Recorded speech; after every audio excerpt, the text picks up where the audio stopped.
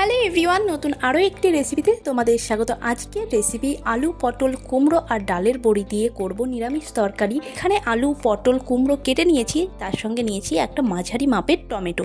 এখন এখানে কড়াতে তেল দিয়ে একে একে আলু পটল এবং কুমড়োগুলো ভেজে নেব।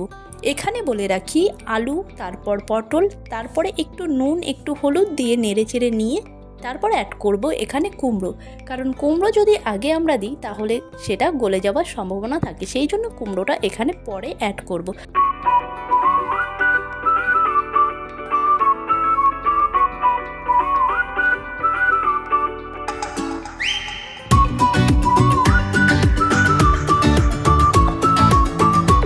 সবজিগুলো লালচে এরকম কালার হয়ে এলে তখন বুঝতে হবে ভাজা হয়ে গেছে। এখন এই সবজিগুলো তুলে নেব, আর যে তেলটা থাকবে তাতে আমরা ডালের বড়িটা ভেজে নেব। এখানে আমি ডালের বড়ি যেটা নিয়েছি এটা মটর ডালের বড়ি, বাট তোমরা যে কোনো বড়ি নিতে পারো, তাতে অসুবিধা নেই।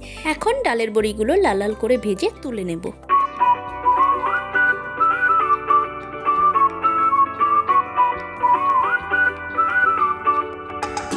কড়াতে যে তেলটা থাকবে তাতে ফোড়নে দিয়ে দিচ্ছি একটা শুকনো লঙ্কা, তার সঙ্গে হাফ চামচ জিরে, দুটো তেজপাতা, এবং তার সঙ্গে যেটা দিতে হবে নিরামিষ তরকারিতে সেটা হিংটা এখানে দেওয়াটা খুব ইম্পর্টেন্ট। খুব অল্প পরিমাণে এখানে আমি হিংটা অ্যাড করে দিলাম। এখন দেব আগে থেকে কেটে রাখা সে মাঝারি মাপের টমেটো দিয়ে একটু নাড়াচাড়া করে নিতে হবে, এবং টমেটো থেকে কাঁচা গন্ধটা বেরিয়ে গেলে এখন যে মশলাটা তৈরি করব সেটা আমি ঢেলে দেব। এখানে আমি ছোটো চামচের 1 চামচ হলুদ গুঁড়ো, হাফ চামচ লঙ্কা গুঁড়ো, হাফ চামচ কাশ্মীরি লঙ্কা গুঁড়ো, হাফ চামচ জিরে গুঁড়ো এবং হাফ চামচ ধনে গুঁড়ো আর একটু জল দিয়ে এরকম থকথকে একটা পেস্ট তৈরি করে নেব। ঝালের জন্য তোমরা যেরকম ঝাল খাবে ঠিক সেই অনুযায়ী ঝালটা দেবে। এবার এখানে তেলের ওপর মশলাটা ঢেলে দিতে হবে।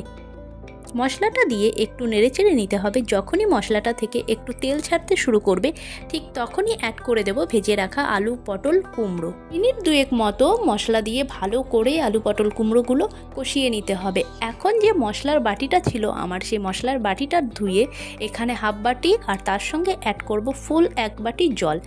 এই দিয়ে আমাদের আজকের তরকারির ঝোলটা হবে। এখন এখানে অ্যাড করে দিচ্ছি ডালের বড়িগুলো। যখনই ঝোলটা ফুটে উঠবে ঠিক তখনই ডালের বড়িগুলো অ্যাড করতে হবে।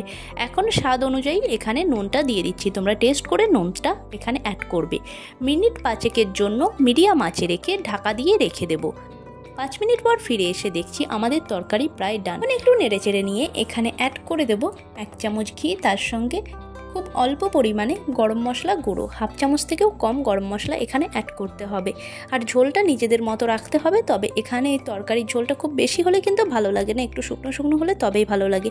আজকে নিরামিষ রেসিপিটি কেমন লাগলো অবশ্যই জানাতে ভুলো না। দেখা হচ্ছে অন্য কোনো ভিডিওতে, ততক্ষণের জন্য টাটা, ভালো থেকো, সুস্থ থেকো। নতুন হলে সাবস্ক্রাইব করে নিতে ভুলো না নতুন নতুন ভিডিও দেখার জন্য।